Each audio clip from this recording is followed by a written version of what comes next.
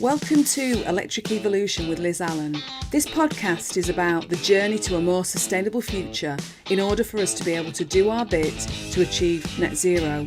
I'll be discussing a variety of topics with experts in their field in order to educate and increase our knowledge of clean energy, electric vehicles and the electric vehicle infrastructure. So whether you're an individual wanting to make a difference at home, a small business or a corporate, this podcast is just for you. Okay, so we're having a bit of a different episode today. I have got Kate Tyrrell with me from ChargeSafe. Kate, you've been on here before. Thank you very, very much for joining me. And I will explain what we're going to do in a second, but just say hi. Hi, you look so nervous. I am. Deep breaths. We are flipping the script. I am going to be interviewing Liz for a change. Liz, how do you feel about that? I am really nervous. I'm not used to it being the other way around. So yes, we decided a little while ago, didn't we, a few weeks ago, that it would be a good idea to discuss the white paper that my business Full Circle has released. Because of the fact that not everybody's read it, and Kate, you can explain why you've not read it. I've not read it. So I actually approached Liz on this a little while back, and I said, look, I've got to admit I have not read through your beautiful white paper, and whilst I am incredibly proud of you, Liz, for creating this document, which I don't think I could ever in a million years achieve, I find it really difficult to access that information because for me personally, mostly I'll be listening to podcasts when I'm driving up and down the country doing inspections or going to deliver an accreditation. So that's my way of receiving information is audio.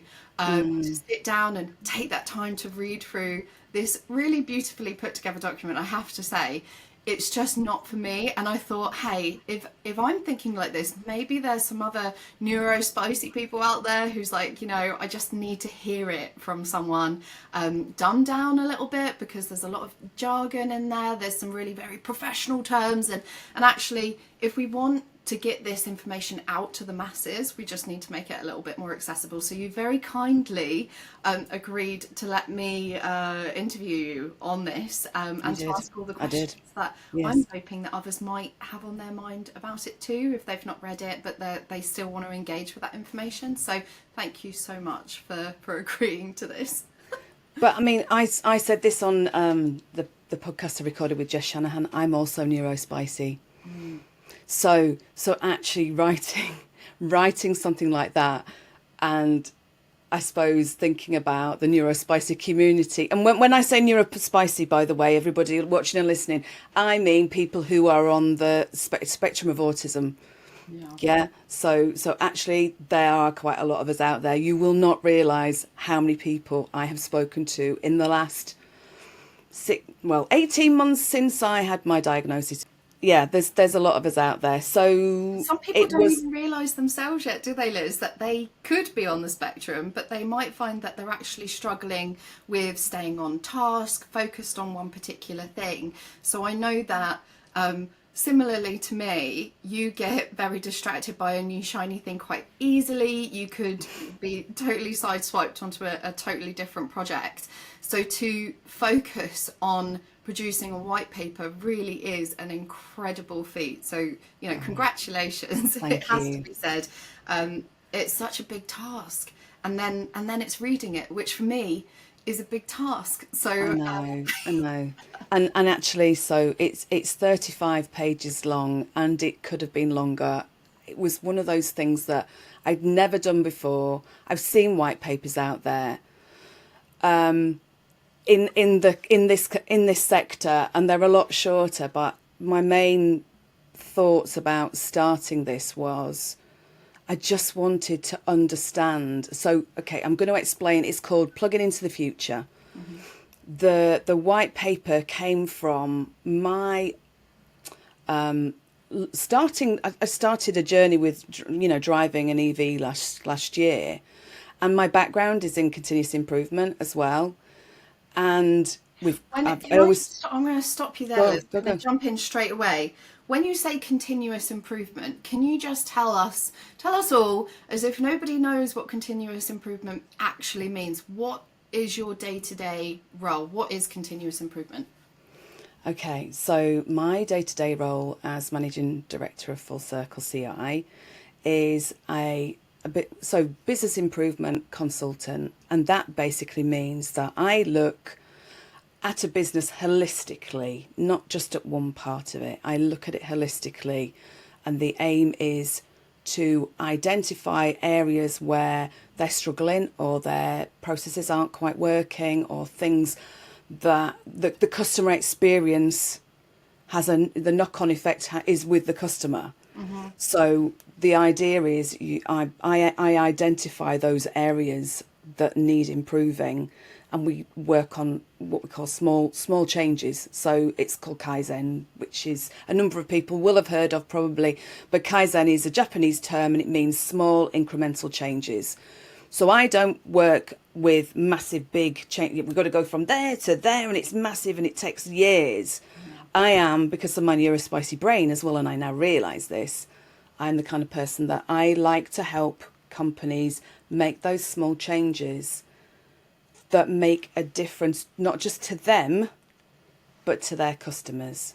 So you're internal and external. So you improve the external customer journey by taking a peek behind the curtain and helping them with their internal processes that create a more stable journey. So so you get your first EV, you realise that actually there's a lot of shakiness in the industry. Nobody's really working to the same standard in terms of what that resulting journey looks like, and you go, right, okay, somebody needs my help here.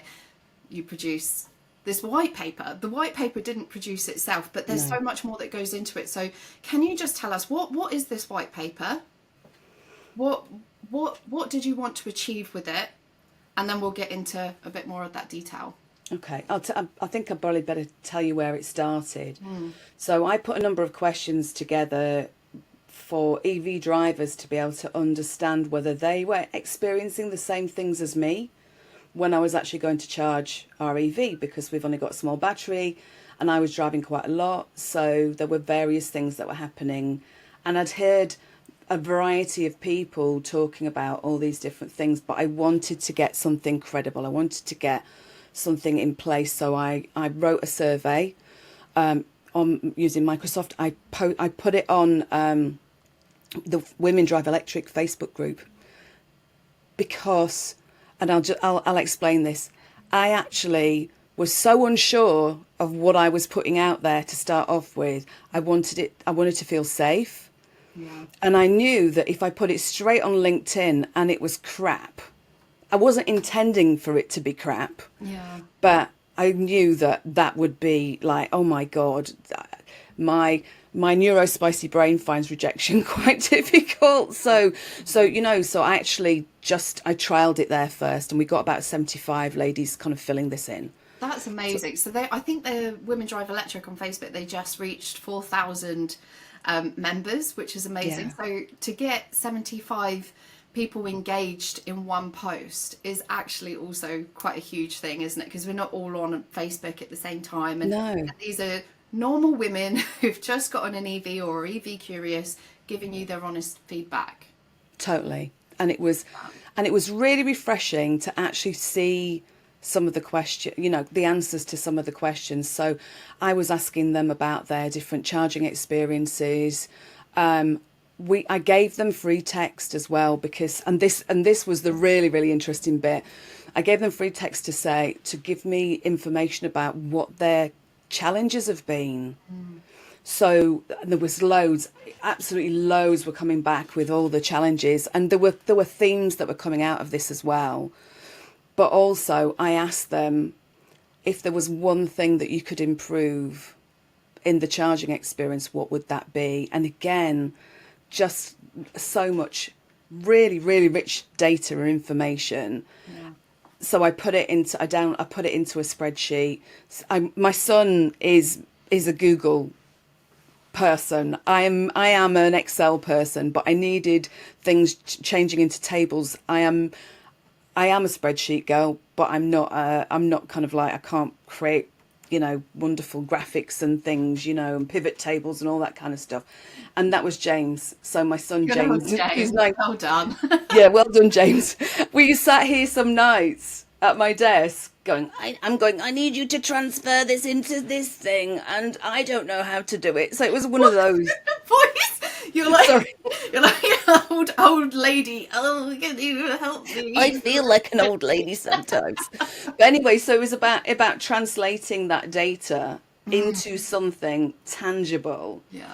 but digging right down into it to find out what the crux of all these issues were that people were coming back with. And like I say, there were themes coming out of it. You'd be really interested because accessibility came up a lot. Yeah. Problems there was some with behaviour at charging points, usually due to either people, let's just say icing. So icing a space, not icing a cake. Basically, we explained this for other people who might not know what icing is. Yeah. It is where a combustion engine vehicle is sat on a charger. And actually, I've seen a video on Dave Takes It On where he literally had that situation. Yeah. And that's a YouTube channel, by the way, for those of you that don't know. So there were things about that. There were things about behaviour at chargers and queuing and things, and people being plugged in over, when they've gone past, they got to 100% and things like that. So there were lots and lots of things. Like I say, there were themes coming out that were... How did you go about segmenting that, Liz? Because everybody wouldn't have used the same terminology. They wouldn't have said, I was iced, or I had a confrontation, or someone stayed past that. So you would have had to read through every single text box where you've allowed this free text, which is a bold move when collecting data anyway. I know. But then you would have created, I'm assuming, subcategories that you could filter those results through and say, we've had 5 aggressive responses, or 5 accessible concerns, or people who've had issues with icing. So how long did you spend on that, and how did you segment all of these problems and give them titles? I will tell you now, it's taken months to do this, and I have had support from other people. So Jess Shanahan supported me, and actually she highlighted certain things that I'd not even thought of with kind of segregation and identifying these areas and sort of highlighting the kind of some of the key challenges. So it wasn't easy because there were so many different. To me, it was about pulling those things. Yeah, so you put them into one theme, and then you realise those themes were related. So things that were related, like the queuing and behaviour and icing, and sometimes even the reliability of charging. You have to be really careful where you put them, because they, you could kind of categorise them, all together. But it's just being very careful about pulling it apart. And it's taken, oh God, I can't even tell you the number of late nights that we had, kind of pulling this, or I had pulling this together. And like I say, Jess helped me and my son helped me, but a lot of this I was writing. So we've got even safety and security. I asked them what amenities would they like, because it's not like, a lot of charging. If you've got a good charging hub, the operators have started to recognise that having amenities within that charging hub is a good idea. Yeah. Because you're going to be sat somewhere waiting for your charging, So I asked them that question, gave them a few options, and then lots of people were kind of saying the usual, which is toilets. They want some shelter because you don't want to be totally soaked in the rain. They wanted Wi-Fi. Yeah. Because actually the thing about Wi-Fi is, if you haven't got it at a site, then how do you, if you can only initiate the charge through an app, which I know that the charging regs have made, it's less likely that people will do that. Probably a lot of them will still. Not all chargers yet conform with that. I know, exactly. So if you need, I actually had this recently with one operator, about kind of 30 miles away from where I am here. I was on my way back from the Cotswolds. Exactly that happened. The site had an outage, and got there. I couldn't get Wi-Fi. I couldn't get 5G on my phone. I ended up ringing my husband, going, "Can you tell me where the nearest charger is, please?" Because this was a massive site. Yeah. And I never expected it to be, have an outage. It was just one of those things that hadn't been communicated. It wasn't on ZapMap. That actually is another thing, that the instant information going through to ZapMap and to Electroverse, there were certain things about that came up in the survey. There were points about inaccurate charging station information. And the day that I had this problem with the outage, the charger that my husband pointed us to wasn't in the place that it said. So it's very Luckily, busy, isn't it? It's not a cohesive, very smooth journey that you have experienced yourself there. You're getting all of this feedback come in from all these different drivers, and then there's two very important things that would have come out of that data, and that is, what can the operator influence and control, and what can they not control? You can't control if some prat is going to pull up at a charge point and go, knock on your window, "I love, when are you going to be done?" Because that would freak me right out. And I know I've seen that on the Women Drive Electric Facebook group, where they've had drivers approach them and say, "What are you doing? Can you move on?" That is not necessarily within the operator's control. Creating a more safe and secure environment is within their control. Making sure that their back office systems update the mapping applications that are available to say, this site is down, this is not available right now, please go somewhere else, is within their control. So did you have a process for filtering out, well, they can control and influence this, and this is something that we need to be doing more with the driver behaviour and learning? So for the initial output of the survey and the white paper, I was quite factual about, right, these are the things that people are saying. Yeah. But what I moved on to do was, right, okay, this is what they're saying, but these are I wanted to not just sound like we were just moaning, putting all the moans out there. To me, it's about actually communicating potential recommendations. So in the recommendations section, for example, there was a lot that came back with regards to the price of EV charging. But actually, there are a number of things that are out of the operator's control there. Yeah. I don't know how they would, or whether they would want to communicate this information, but actually, in some ways, I personally think there's got to be some level of that to be able to help. I'm not saying it's not going to make everybody happy, but actually, if you've got that information on the cost and pricing, where it comes from, it's the biggest thing to me with a lot of this is education. And I know you're saying about people rocking up to a charger and having a bit of a go. That's not out of their. I would say it is within their control in some ways. It's about educating those drivers, and this is what I've tried to say in the white paper as well. Please educate the drivers on what their cars can take when they're charging, because your system should be able to detect it, hopefully, or at least some information. Have it on screen. Have the information, at least, some forms of education, not necessarily around the pricing, but around educating those drivers that think they've got to sit on until 100%, why they maybe shouldn't. Just get to 80% and leave. But they don't know this. Yeah. Drivers don't know this because nobody's told them. And the thing with something like this is, and I did get to speak to Vicky Reid very recently. She is the CEO of Charge UK, which is a UK body of charge point network operators. They've all kind of clubbed together, and they're working with a united voice to make positive change in the UK.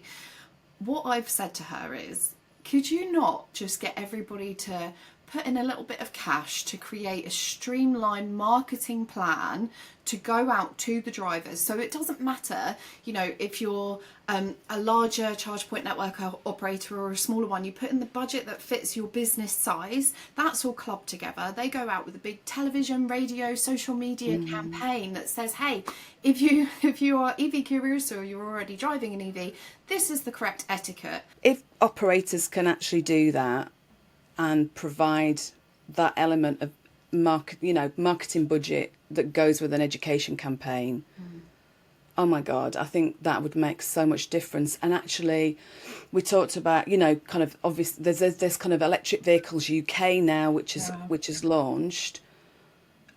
I think if we can counter that negativity that's out there about charging from bodies like Charge UK and Electric Vehicles UK Limited, we're changing the narrative behind charging. There are, and I can, you know, obviously from the white paper, you can see there are still issues.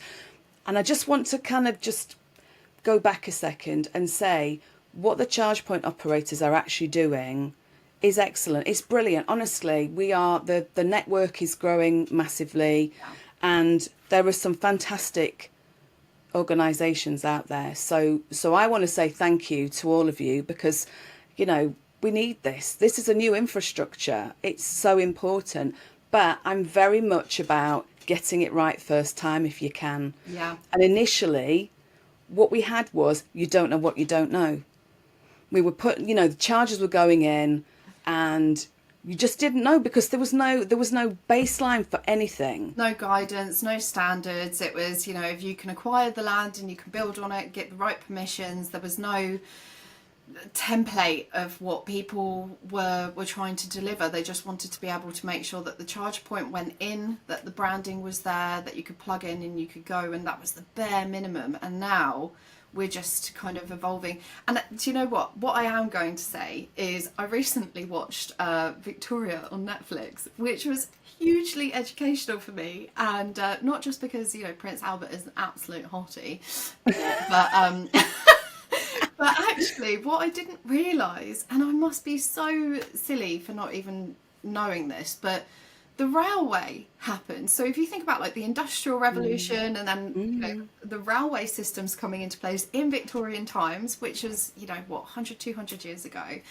And at that point, where did they know where to put the railway stations? Like, how did they know where to lay the track, which directions people would want to be moving in and travelling in and getting on and off, and where those, you know, connections. So, you know, to travel across the country, you might have to change once or twice, or you might be able to get a direct train. It's really similar to what we're going through now with EV charging infrastructure. Is how do you know where to put these things? And you've got some really lucky ducks that have got, you know, the motorway service stations, because you know you're going to get usage there. But when it comes to the A and B roads or rural locations, like how can you predict what's going to need to go where? But then also the user experience. So you would have had to pay in coin for your paper ticket back in the day for your train, and hope that there was always a member of staff available to support you and help you on and off the train.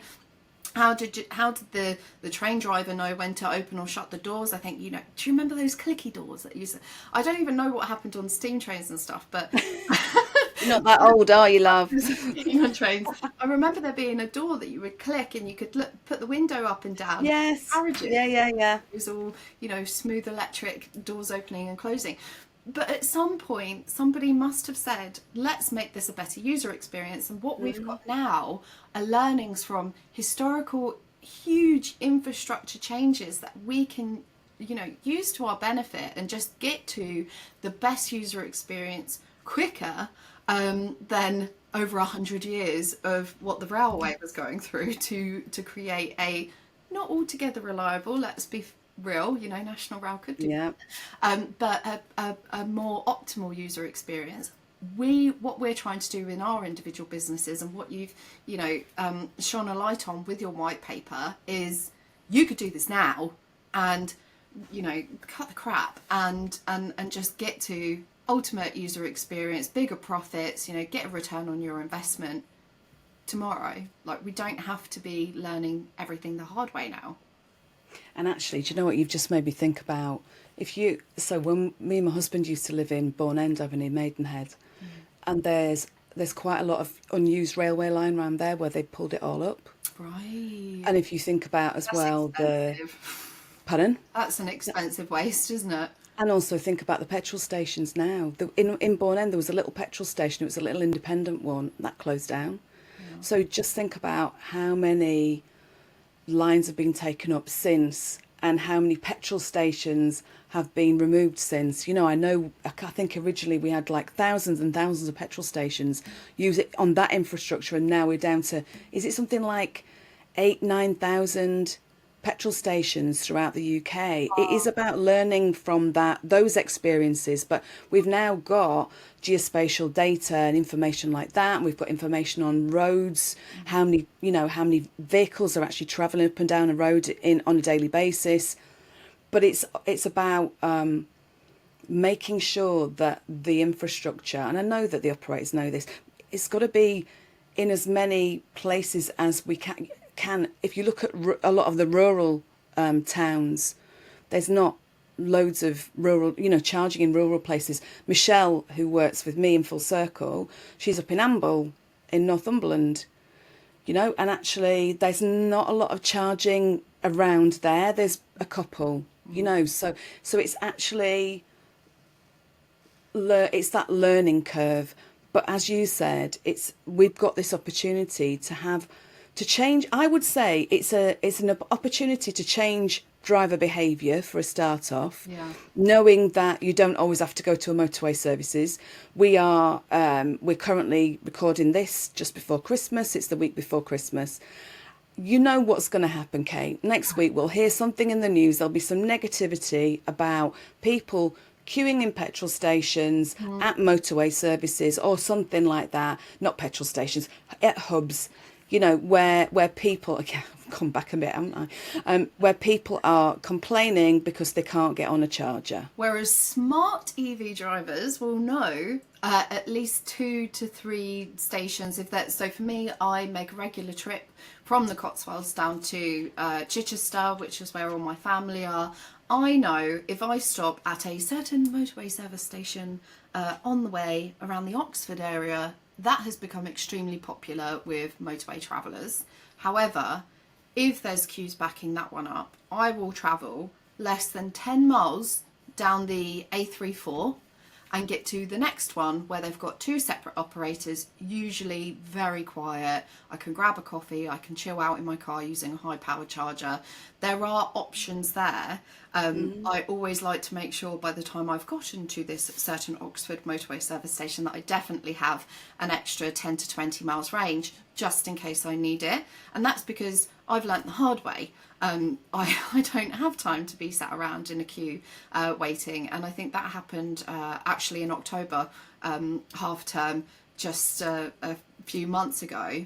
That motorway service area was pumped with EVs waiting to get onto a charger, and I just thought, there's another one down the road. And it's having those backups in your system, or just having that reassurance that there are several more that are just waiting. As part of the white paper, one of the suggestions or the recommendations that I kind of put forward was, if we can actually, or the operators can put LCD displays or some kind of display that says at peak times, they can use it for advertising during the day or whatever, but at peak times, send people to other chargers. Send them. It might sound counterintuitive because I know you want to increase your utilisation, but actually, if somebody goes there and there's loads of queues, that's actually going to reduce your, kind of knock your reputation. Whereas if you kind of say, nearest charger, so-and-so, operator, half a mile away, X number of chargers there, at whatever, if you can give them some options to go somewhere else, because that'll make such a difference. Whereas, because at the moment, everybody's just doing what they used to do. Yeah. Last year, so Christmas last year, I remember one of the charge point operators put out a Christmas thing saying, On the 23rd and the 27th of December, those are going to be the busiest times to travel. So if you don't need to travel on those days, then please don't. But these are the things that you can do. Of course, what days were we travelling? We were going down to Westwood Ho for Christmas. Of course. And we went to, and I'd said, and I've talked about this before on the podcast, I'd said to my husband, bless him, I think it's probably a good idea for us not to go to the motorway services because of this. Oh no, be fine, you know. And we got on the charger and we couldn't get on a rapid or an ultra rapid, and we had to go on like a 22 kilowatt. And did you it feel a wasn't little bit pulling smug anything. about that though, Liz? Because I did feel a bit smug.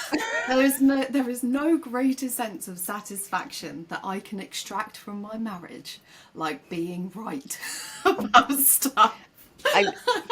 If I want to admit it, yes, I did feel slightly smug. But what I would have preferred was for us to get there. I mean, literally, we were pulling through. It was 22 kilowatt. I think it was a 22 kilowatt AC charger, which I now realise our car will not pull very much on something like that. But it was only pulling 3.5 kilowatts because it was rammed. It was totally rammed. And I'd literally, because it was still quite early days in sort of like driving EVs, I had my backup plan on my notes on my iPhone and kind of going, right, okay, there's one a mile away from here. Yeah. And I said, oh yeah, okay, fair enough. And we went there, there was nobody there. Nobody. So everybody had all gone to this place. So this education, it's this kind of, or knowledge transfer, just giving the drivers that opportunity in a situation like that to go somewhere else. You don't need to always have that information up there. I quite but like at busy that, times. Your idea of pointing to somewhere, and I think what the operators will be cautious of is, you know, obviously they'll have investors and a board that they need to answer to, and why would you send your users to the competition? But it can be as simple as, if you think back to the last time you were in London and you look at a map and it says you were here, and you can see where all the underground stations are on the map, right? It could be something as simple as, there is a 75 kilowatt here, there's 150 here. Yeah. You don't have to name the brand, but at least having that visibility and transparency of, by the way, if we're really busy, which they will know if they're at full capacity because they've constantly got people plugging in and plugging out, they can flash that up on their LED screen to say, have you considered maybe going to these different locations? This is 1.2 miles away, this is 4.3 miles away, and just putting maybe just even like a circumference of a 10-mile range, so that your customers are better informed, and that's going to mean that they've got a more positive association with your brand, and are more likely to try you again first next time, because you're also giving them those alternatives. Being helpful. Yeah, you're being helpful to them, and actually, like I said earlier, it might sound counterintuitive, but I think actually people will learn to trust you as a brand more because of the fact that you're being helpful. Yeah. And yeah, it might, actually, if we talk about return on investment and return to, where you've got drivers coming back to you, like you say, you're more likely to have that. Maybe at the time, if you're at full capacity, you can't take any more on anyway. Yeah. So isn't it better, rather than for somebody having a good old moan about your network, to send them somewhere that's close by? Yeah. And then they'll know to come back to you because they'll go, they're the helpful network. Exactly. So let's just summarise this, because we've gone off on a few different tangents. You've done this incredible white paper. You went to Women Drive Electric. You got this really great feedback from a place where you felt safe enough to, be a bit vulnerable. Like, oh, I'm trying to get this feedback. How does it look to you? You've gained all of this insight from 75 incredible women. What did you then put it out on LinkedIn, and what was that response like? Did you see a difference between the Women Drive Electric group and then the LinkedIn group? Do you know what? No, not really. There was an occasional comment that was like, "What are you doing about this? What are you doing this for?" kind of thing. Not actually on any of the posts though, in the comments. Right. But I can count them on one hand. Take the time to answer a survey and then moan. I know. It was a bit ridiculous. You kind of, but it was. I can count them on one hand, probably less. There were probably 2 or 3 that I can remember. So, and actually, we kept sharing it, and eventually got to, I wanted to get over 200, so we got about 220 drivers. Great. And the different iterations with this, we'd got under, I think we got about 185 drivers, and then I just got it in my head because of my neurospicy brain. I just thought, no, I need to have over 200. So I pushed it again, but we'd already pulled the data together. So then it was kind of a whole revamp. And actually, do you know what? At that point, so Jess had she'd done a massive piece of work with me for the 185.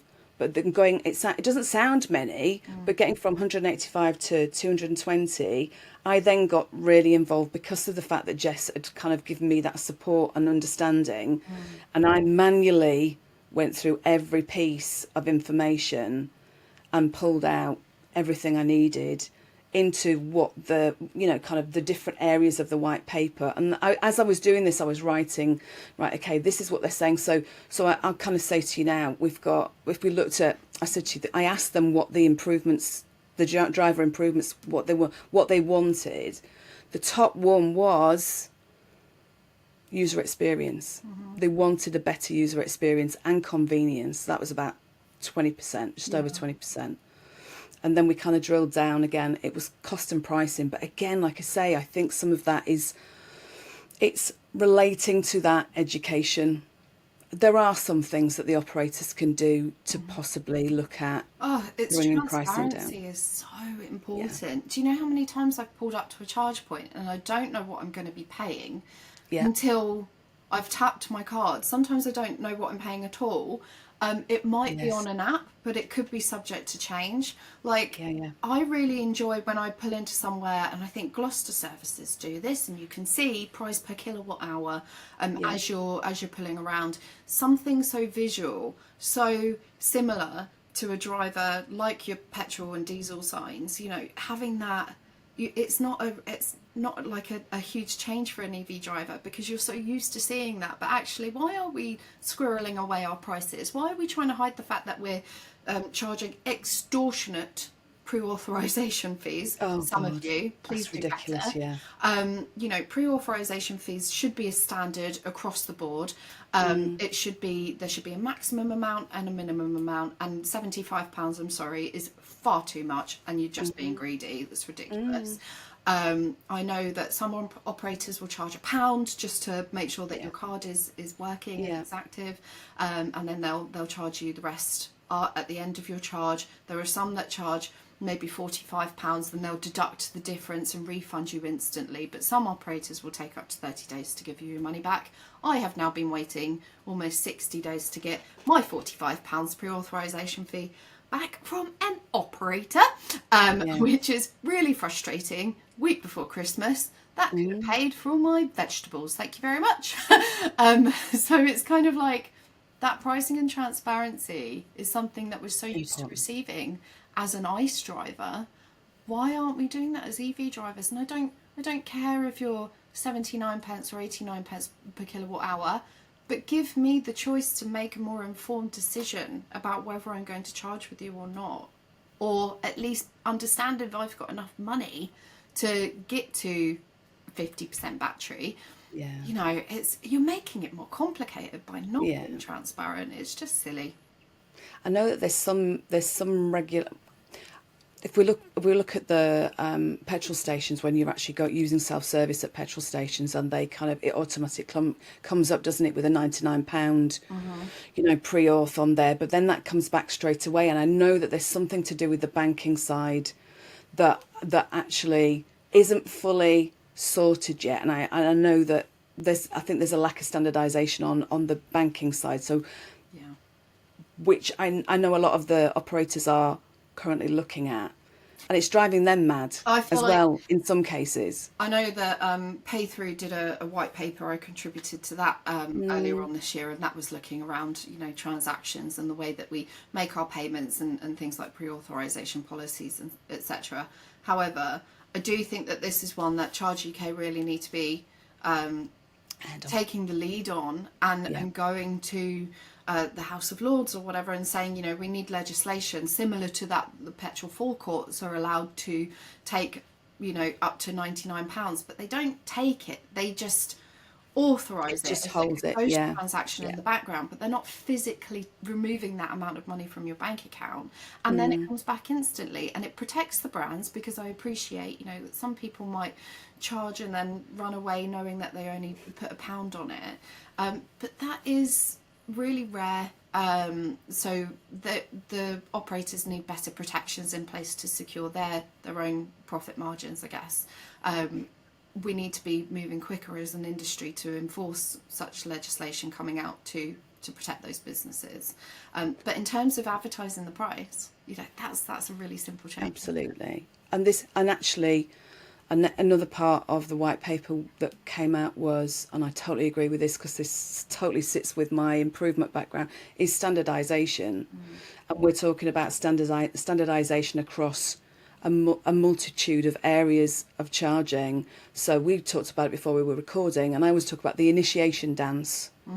You know, we are talking about multiple CPOs using different hardware. I get it. I do get it. Please don't think I don't. But actually, it would be nice when we've got new people coming in, which, you know, as the infrastructure expands and we get more EV drivers on board, let's just try and standardise it, for God's sake. Let's make sure that if you know that you've got to plug in and tap, or tap and plug in, but just choose it. You know, if you can work with the hardware manufacturers and the software companies to make sure that is a seamless experience, because I stood with somebody about a month ago now. It's the first time she'd ever used public charging. Oh, no. And even I got the blooming process wrong. I've done this as well. Literally a couple of weeks ago, I stopped at A services. There was multiple brands there, but I won't say who it was. What happened was she was having real difficulty. She'd moved along each charging bay, tried to plug in, and it had rejected.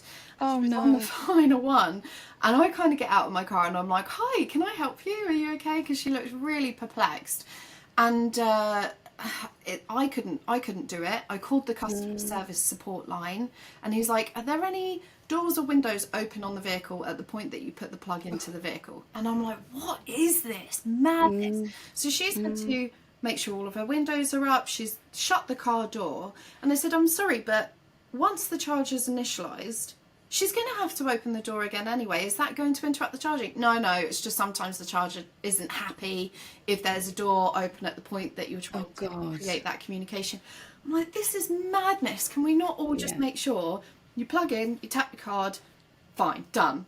Don't flash open your windows and doors and, you know, is your charging flat up or down? Like, it's just, it's ridiculous. And it's confusing, even for experts in this industry, such as you and I, Liz. That's silly. I'm sorry that what was she like when you left her? Well, so I knew her anyway, and I said, "I'll go with you to the charger." She didn't have a home charger, so it was literally public charging, and I didn't see. I like I say, I don't always see that if it's not on the charger. I don't always know. I don't always think about looking up to, you know, craning my neck to see where there's actually a sign that tells you what to do. Yeah. I'd rather it was kind of in front of me, it's on there, or at least above it, or something. And we worked out that, because I was getting her to download the app, and I was, oh my God, maybe it's because it's the first time you've charged, you know. We sussed it out. It was because we'd done it the wrong way around, and it wouldn't initiate. So I think it was, we'd plugged in and then tapped, and it should have been tap and then plug in. But, you know, we got there, and she was like, "Oh, this is great. I can now go and have a cup of coffee." So she knew what to do, and I basically told her about a couple of the aggregator apps that you can use and things like that. So I was kind of saying, these are the things that you could potentially use that actually might help you, because using kind of like Electroverse or ZapMap or something like that, where you can initiate the charge from the app. sometimes it takes, or using an RF, we've got an Electroverse RFID card, doing something like that. Sometimes it can make it a lot easier for people. Yeah. But take that away, we've got contactless regs in there now, with the charge point regs. Let's just standardise it and make sure it all just works, because we're just confusing people, and that's just going to really, really aggravate them.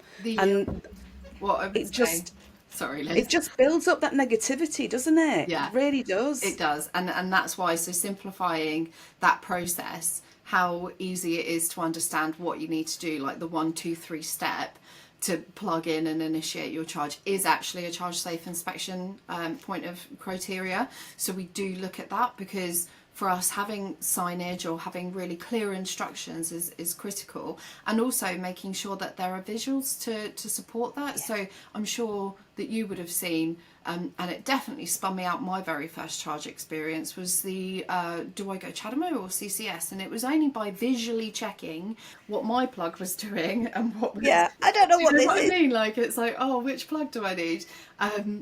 Through that, just being printed on a sign or on the LED screens. I know that now it will be like, oh, are you using CCS1 or CCS2 or CHAdeMO?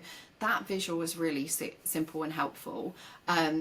Tap, plug in, move on, like, and how to end the charge as well. And there are still operators out there who will just let you press a frickin' stop button, which happened to me recently. I plugged in, went for a nice little walk around the lakes in the Cotswolds, and halfway round I get a message through from Makona saying charging completed. I was like, it's bloody not. Stopped yours.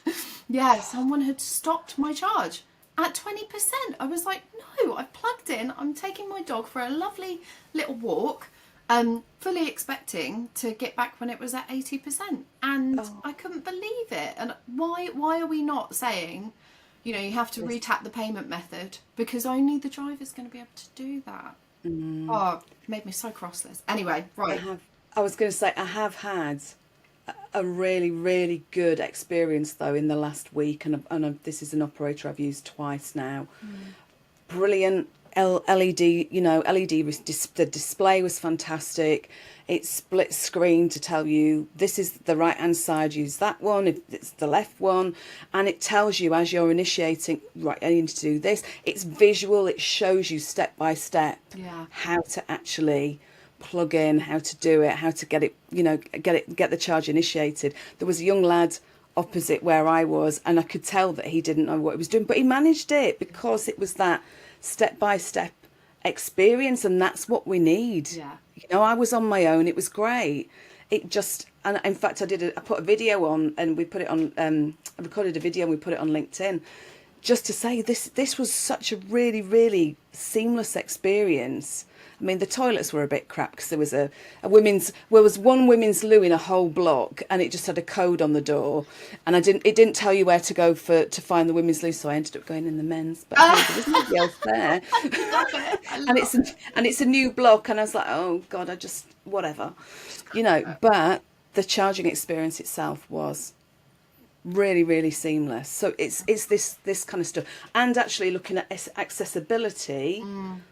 Because the screens were low and the bays were wider, I would not see any problem, getting in and out of a vehicle if you're in a wheelchair or something like that, or you're a mum with a buggy. And this is something that gets said often. If we make the bays accessible, it benefits everyone. Everyone gets to benefit from having that extra bit of space. Or being able to reach everything nice and seamlessly on the charging screen, the cables being at a better height, not having to exert yourself too much to plug into your vehicle. So obviously, as you know, I would be a big advocate for improving. You would, absolutely. I mean, these cables are heavy as well, aren't they? I've written a whole thing on cables and the cable management. And I've actually whacked myself in the face with a cable one time in the freezing cold because I slipped slightly, and I thought, oh my God, I've given myself a fat lip. I caught my nose before because of the pressure on the cable made it swing back. and hit me in the face, and it was a real shock. So I'm glad every time I tell that story, people laugh, and I'm like, no, I was really hurt. Like that was really upsetting. So I'm glad wouldn't that believe you've it. kind of Yeah. had that same experience. Sorry, Liz, but it's No, nice to no, know no. that it's not Seriously, just me. there's things like that. You know, Yeah. that we just have to make these experiences for drivers simpler, easier, and that's one of the things I was going to talk about as well. You know, kind of simplifying that journey actually will increase utilization, because you will increase trust with those drivers, because they'll know that, hey, you've got your wider base, you've put cable management in place, you've made an effort, your experience for that driver is seamless. The work that I do for Full Circle is different to the work that you do for ChargeSafe, but the outcome, I want it to be the same. Yeah. So my stuff is what happened in the business for that to be the outcome, Yeah. and what can we do to actually improve what's going on in the business. And sometimes it'll go right back to that business development that salesperson going in, and the landowner going, no, we don't, we've got so many bays, Yeah. we're not going to make them any wider at all. Yeah. And actually that conversation piece with the and I know it's not always possible, so there'll be people shaking their heads on this one. I know it's not always possible, because landowners are landowners, aren't they? But actually that conversation piece with them to say, look, you know what, we're actually, if you make them this much bigger, you're going to make it inclusive for everybody. Yeah, 100%. And I think, it's a really nice point that you've touched on there, in that our businesses are two very different businesses, but both create a similar outcome, in that you're looking at everything that's going on internally to create a better external customer journey. I'm supporting in terms of the layout, the design, user experience, so safety, accessibility, and if it's appropriate for fleet to be able to use those charge points. Our accreditation gives them the tools to make better decisions and to have stronger conversations at that point. So our accreditation looks at, this is everything we're looking at in our inspection criteria, all 144 points. And this is the difference between whether you are marked as a 1-star or a 5-star on each point.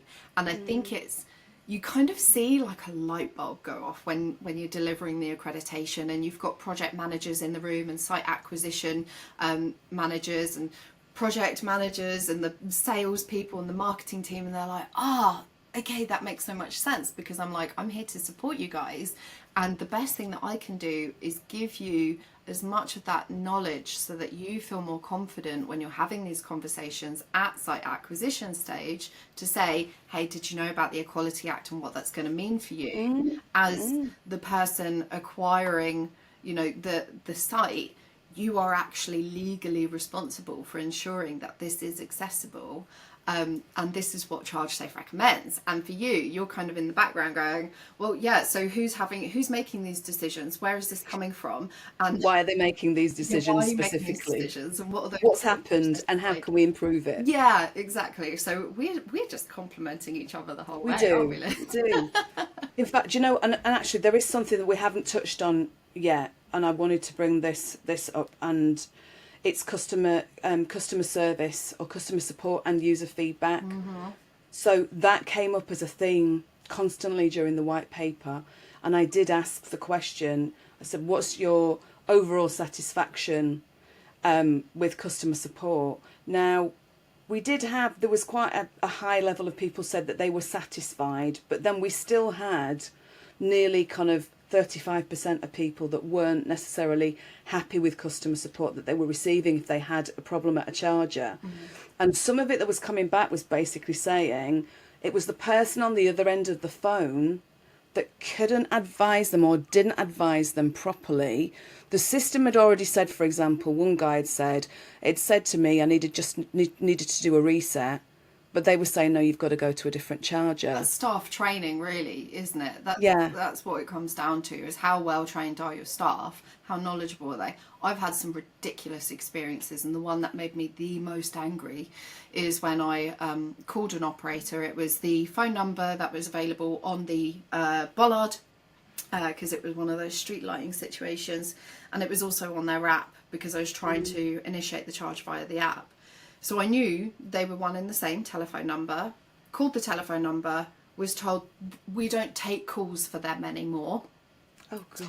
And I was like, great, so who does? Because I need to charge and I don't know how to do this. And they were like, oh, we don't know. And I was like, I want to speak to your manager. Like, put it on your manager. Yeah. And for me, Liz, it's really difficult because I come from a call centre background.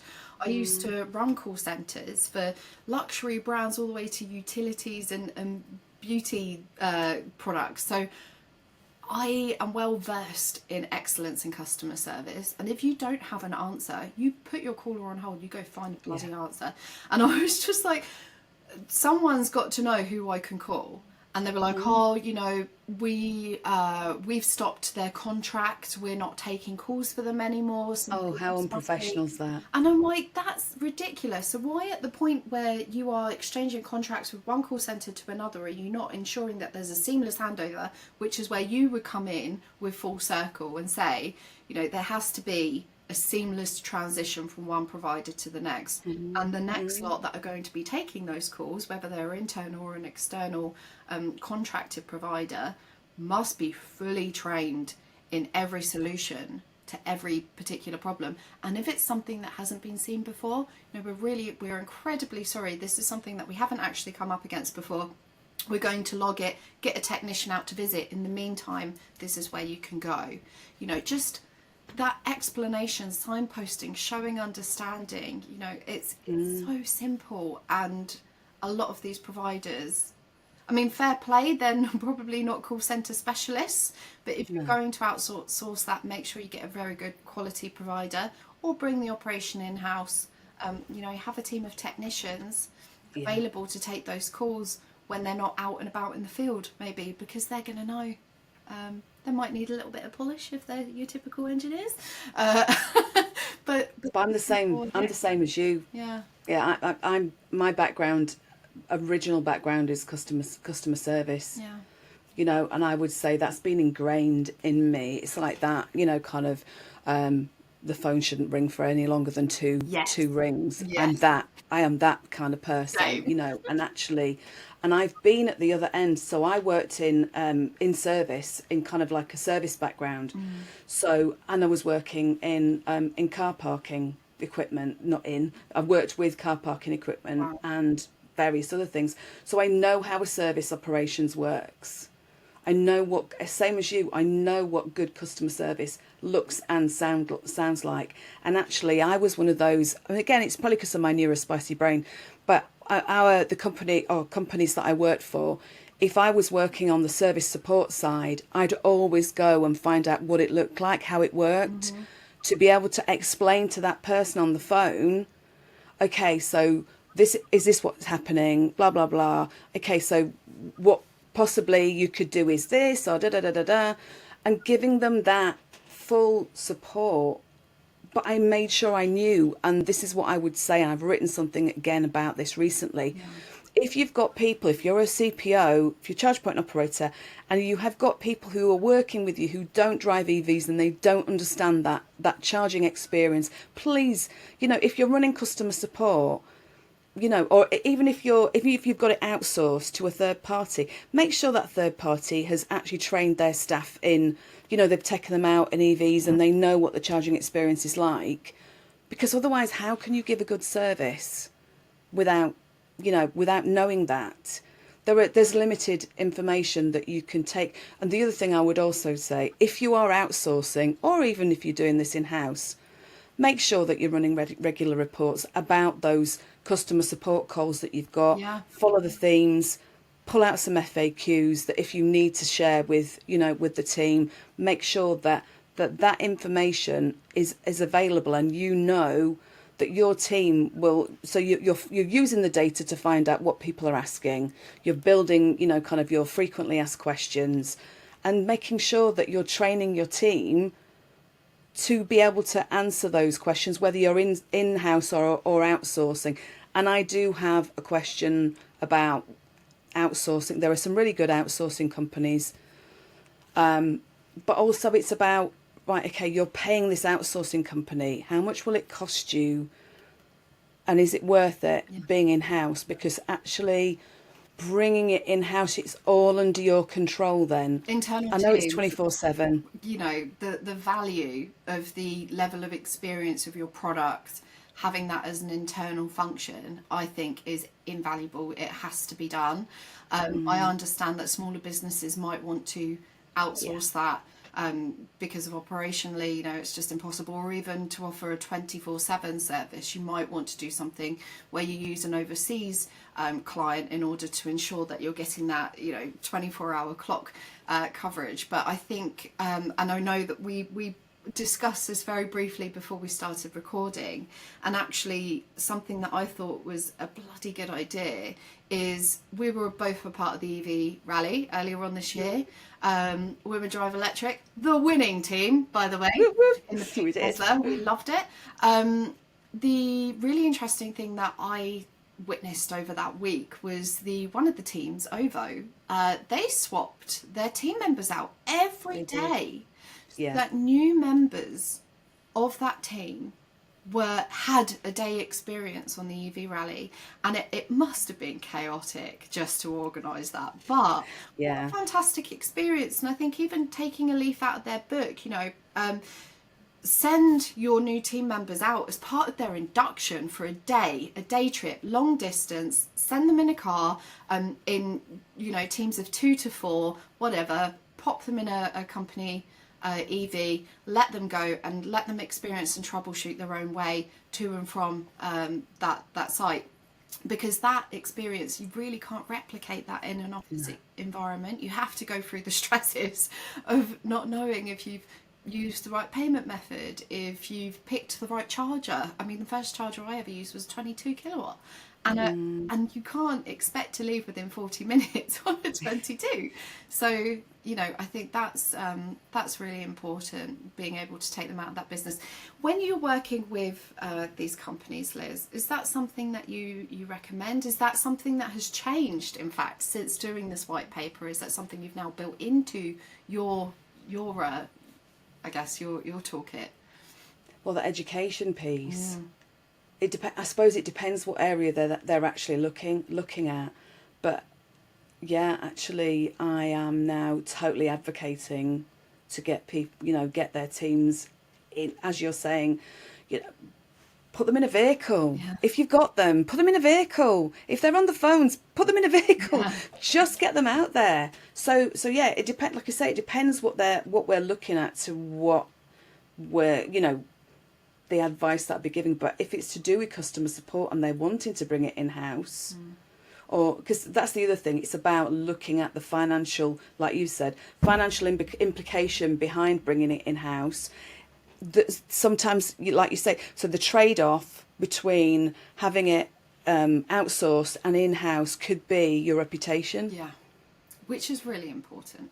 Yeah, when it comes to brand loyalty. So there's a lot of things that I do around that, but I think, do you know what? It's more about, over time, I've understood more about the journey that I want to take as an EV driver, what I want that experience to look like, but also because of the information that I've got from the white paper, my God, and the survey, it's just been amazing. If I look at where I was when I first started putting this out in January this year to where I am now, it's a very, very different place. I've learned so much, and I am always saying I'm like a sponge. I just love learning. That's the kind of person I am. But on the other side, same with this podcast, when I learn something, I want to share it. That's just how the person I am. And actually, if part of this is making improvements, sharing information to help improvements happen, integrate, then, you know, that's all the better. If somebody takes a little nugget or two from this podcast, I'd be happy. Seriously. Of course, I'd be even happy if they came to me and asked me to help them. As full circle to help them. You know, that's very different. I haven't really let you ask any more questions, have I? I'm getting there. I think just to again, mop up, summarise everything that we've discussed. So for you, critical points to focus on that you have extracted from your white paper would include what customer support functions are available, how simple is the process of plugging in and charging, how visible is the pricing, how accessible sites are, how convenient they are to locate, reliability factors in really heavily, and there's definitely so much more that I know you and the team at Full Circle do behind the scenes to work with businesses to improve their efficiency and their processes. So that has got to be mentioned. In terms of the one thing that anybody listening to this right now who's like, oh, this white paper sounds really interesting, maybe I will go and find it. Firstly, where can they find the white paper if they do want to read it? Will you be able to link it in the show notes? Or I will. Yeah, okay, great. So if you're interested in reading the full 35 pages and you have more patience, or just glance through it, go do that. But there is also another critical tool that you have developed, which helps these businesses understand and get a very real, harsh honesty, reality check. Where is your business at?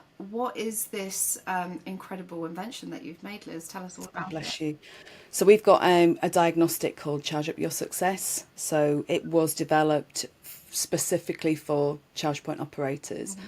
And it takes about 10 to 15 minutes to complete. There's 22 questions in there. They cover, these questions are based on customer journey, customer satisfaction, operational efficiency, current processes, and customer feedback. So the idea is that you answer all of those questions, and you've got to be honest. Because if you're not honest, no room for ego here. Like no, and also I think what's really important is this is anonymous. Like nobody's going to see that you from business A have spoken about. I'm not sharing it. Business A, like Liz sees the results, but she's not going to publish it. Don't lie. There's no point if you want to improve your business and understand where you're at. Tell the truth. Sorry, Liz. Carry on. No, absolutely right. So if you want to access the diagnostics, it's in the our services section of the website. It's due to be put on the website as a banner, and also the white paper is due to be on as a banner. But you will just have to sign. Not signing your life away, but you need to fill in a little bit of information. For the Charge Up Your Success diagnostic, made sure I put on the page where you first see it, this is confidential. There's no way that this is being shared with anybody. It is not being put into a survey. This is for us to have a conversation afterwards. The idea is that you complete the 22 questions. At the end of it, you get a little donut chart that gives you your percentages, and it comes up as a RAG status, which is red, amber, green. So if you fall in the red in any specific sections, you're looking at, right, okay, this is these are areas that quite urgently need attention. If you're in amber, then okay, it's all right, but you do need to make some improvements on this. And there's a little bit of guidance as well. If you're in green, the idea is, right, okay, that's fairly good. There's probably a little bit of room for improvement, but green is kind of like, if you're in red or amber, green is what we're aiming for. So what it does, it gives me a baseline, and I can see that there's a dashboard. I can see exactly what those answers have been. And the best bit is if you get multiple people coming from the same organisation answering those 22 questions, you get very different answers sometimes. So that's another conversation about, why are you all on different pages? Is it because of the fact that, and I'm very much into communication, is it because of the fact that you are so focused on what you're doing in your department, operations or, service or finance or sales or whatever? Is it because you're so focused, you think it's this, you think we look like this, that person thinks, oh, we look a bit like that. Yeah. So it brings all those conversations together, and it's a really good starting place. That's a really, really much more of a deeper communication, internal comms issue as well, isn't it? When you've got departments working in silos and not actually coming together for this aligned mission. Even having a mission statement and company values can make a difference, but what happens if you're all going off and you're picking one thing that you like from that and then you're all working to a different tangent? So yeah, that's really important. The diagnostic, again, if we can link that in the show notes, even better, is available on Liz's website. The one thing that you really definitely should prioritise is if you are involved at any point in the delivery of the UK's charging infrastructure, just do the diagnostic, because if nothing else, that red, amber, green system is going to help you as a business prioritise the areas that you must focus on and give you that, you know, noble reality check that you probably need, just to align your 2025. You know, we're coming into a new year. It's going to be a big year for the EV charging infrastructure industry. I wish everyone the very best of success with it, but if there's one thing that you can do to prepare yourself, it's that diagnostic. So definitely get that done. Liz, we have droned on for a little bit too long. We've had just a bit very random things pop up in this chat, but the one takeaway, the one biggest thing that would make maximum difference from your white paper, go. Make sure that you as a charge point operator are providing as much of a seamless experience as you possibly can. Think about that person plugging in. It's not just about the increase in utilisation.